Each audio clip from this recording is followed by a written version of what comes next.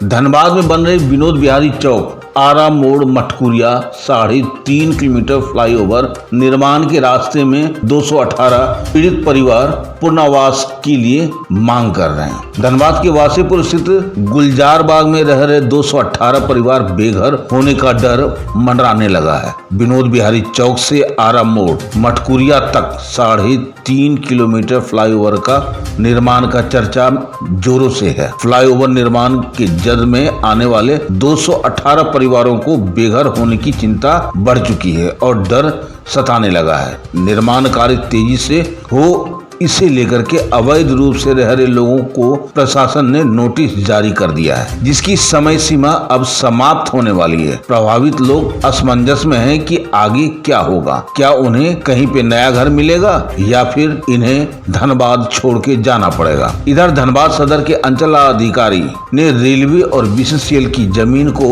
अतिक्रमित बताते हुए सभी को 20 मई को अंचल कार्यालय में हाजिर होकर अतिक्रमण क्यों नहीं हटाया जाए जवाब देने का नोटिस भी दे दिया है। वहीं प्रभावित गरीब परिवार पुनर्वास के लिए मांग को लेकर के अल्पसंख्यक कल्याण मंत्री हफीजुल हसन अंसारी से गुहार लगा रही है। अब सवाल है कि सबसे पहले इन्हें बसाया कौन? आखिर 218 परिवार का जिम्मा किसने लिया? अंचल अधिकारी, बीसीसीएल या फिर रेलवे?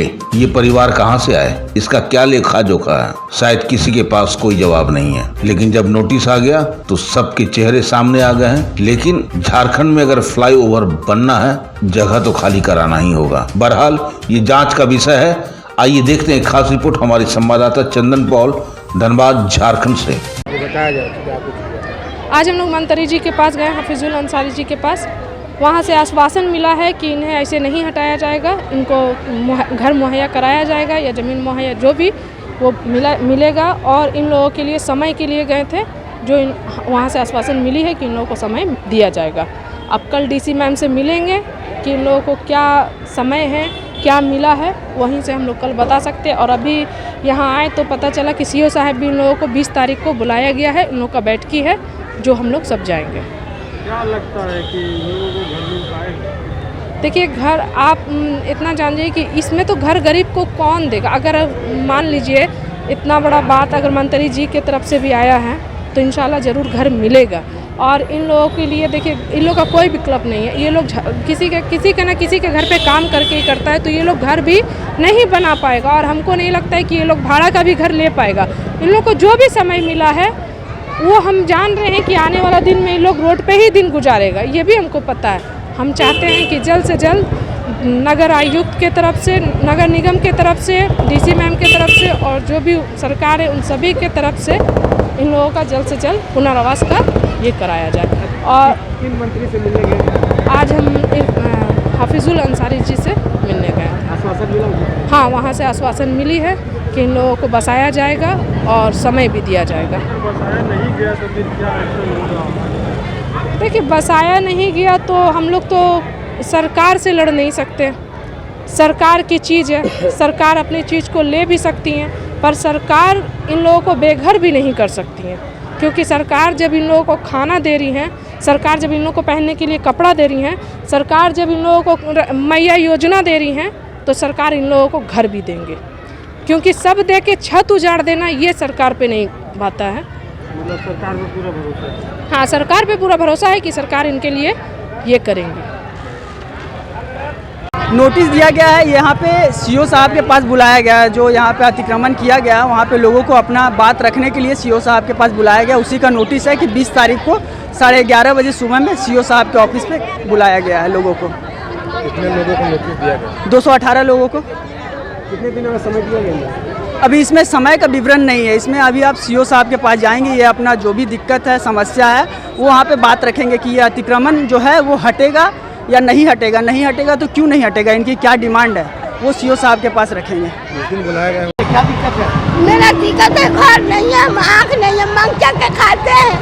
मेरा ये दिक्कत है, हम लोग कोई नहीं है, हम लोग गरीब आदमी हैं, भीख मांग के खाते हैं, सारी दुनिया जानता है। मेरा घर चाहिए, आँख नहीं है।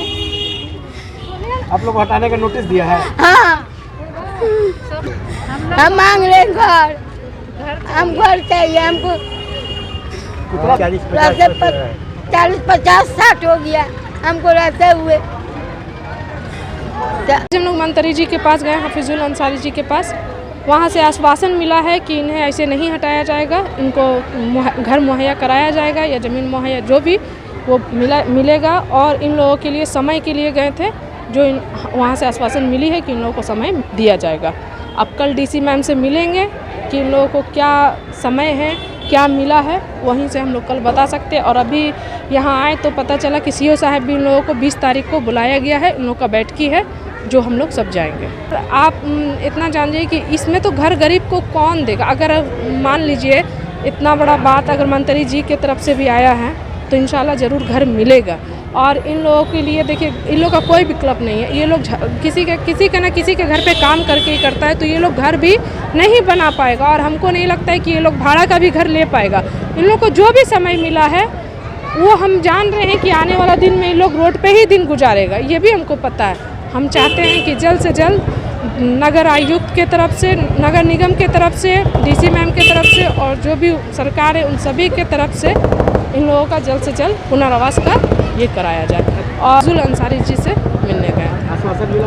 हाँ, वहाँ से आश्वासन मिली है कि इन लोगों को बसाया जाएगा और समय भी दिया जाएगा। बसाया नहीं गया तो हम लोग तो सरकार से लड़ नहीं सकते।